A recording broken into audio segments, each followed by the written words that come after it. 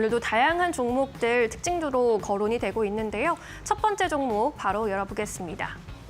네, 현대로템 살펴볼까요? 오늘 방산업종 지수가 튀어오르고 있습니다. 여러 가지 이슈가 부각되면서 방산주 쪽으로 수급이 집중되고 있는데요.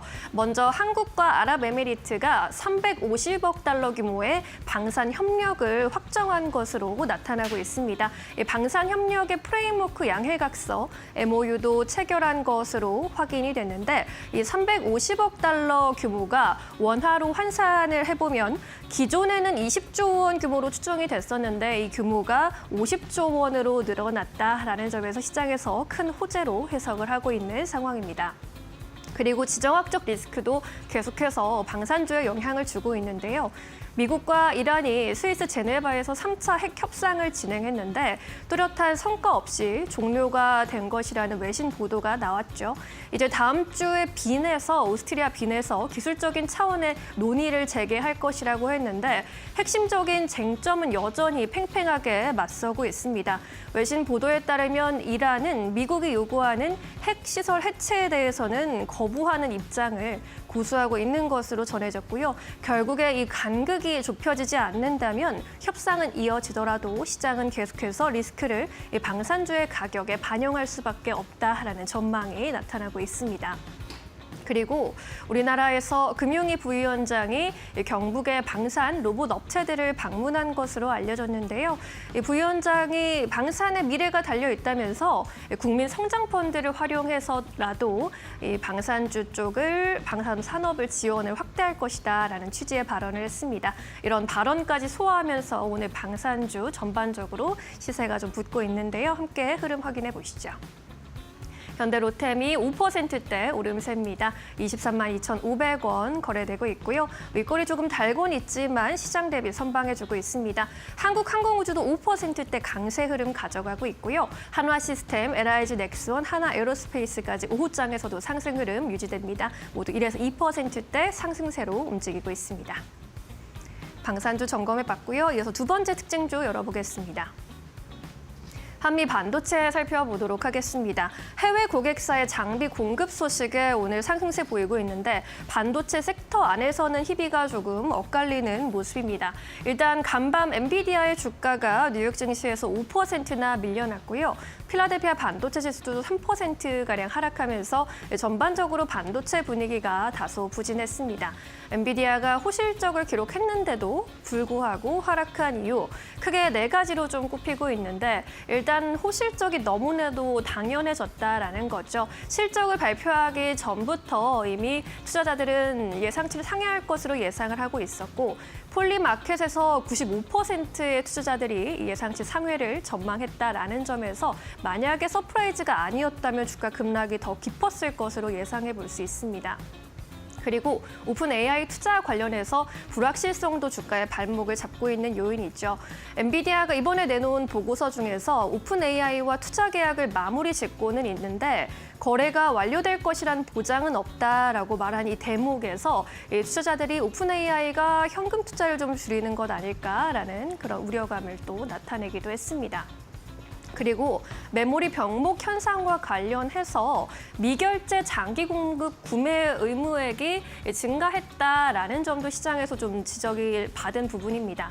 이 미결제 장기 공급 구매 의무액이 952억 달러 기록하면서 전년 대비 209%나 증가한 것으로 확인을 됐는데 엔비디아가 계약은 했지만 아직 물량이 들어오지 않아서 대금을 지급하지 않은 금액을 의미합니다. 이를 두고 일각에서는 메모리 업종의 실적 변동성을 좀 우려하기도 했습니다.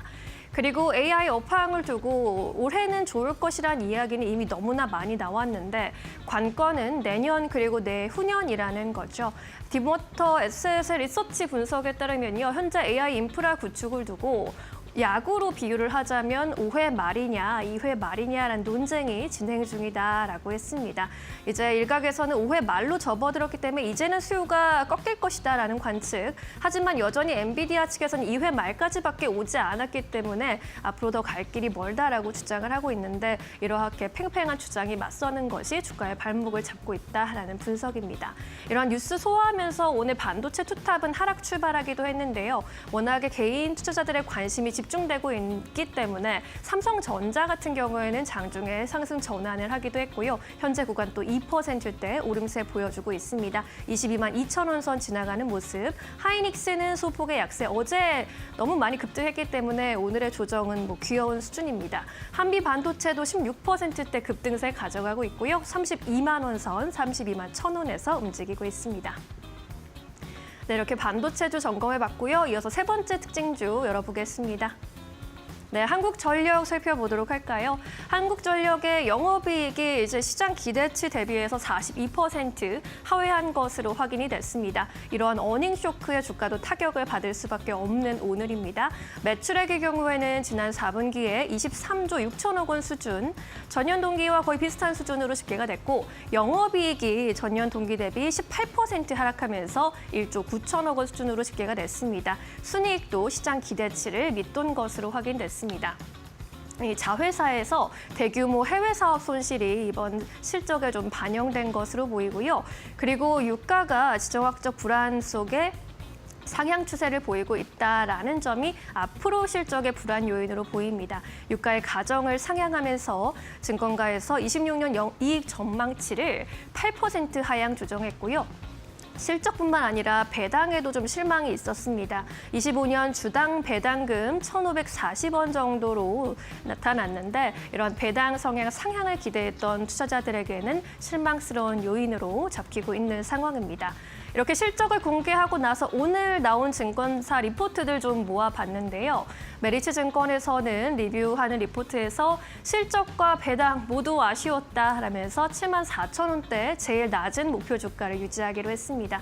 IBK 투자증권에서도 배당 확대 여지는 확인이 되고 있다. 그런데 올해도 원전 모멘텀 등으로 시장 재평가는 지속이 되고 있다라는 의견이고요. 7만 7천 원으로 목표 주가 상향 조정을 했습니다. 대신증권에서는 아쉬움은 좀 남긴 하지만 앞으로의 원전 모멘텀에 또 집중을 했고요. 8만 원대 목표 주가 제시했습니다. 유진투자증권에서 이제 앞으로의 실적은 좋을 것이기 때문에 계속해서 지켜보자라는 좀 반대되는 의견 제시하면서 목표 주가 9만 2천 원까지 끌어올렸고요. 탑픽으로 지속적으로 추천한다고 전했습니다. 오늘 관련주와 함께 흐름 비교해 볼까요? 오늘 한국전력이 유독 부진한 모습입니다. 7%대 내림세 58,400원까지 좀 내려와 있고요. 한전산업의 경우에도 1% 안팎의 내림세로 움직이고 있습니다. 한전 KPS 보합권, 그래도 한전기술 그리고 두산에너빌리티 같은 원전 모멘텀 받는 종목들의 상승세도 이어지고 있습니다. 두산에너빌리티는 2.6%대 강세 10만 6,600원에 거래되는 모습입니다.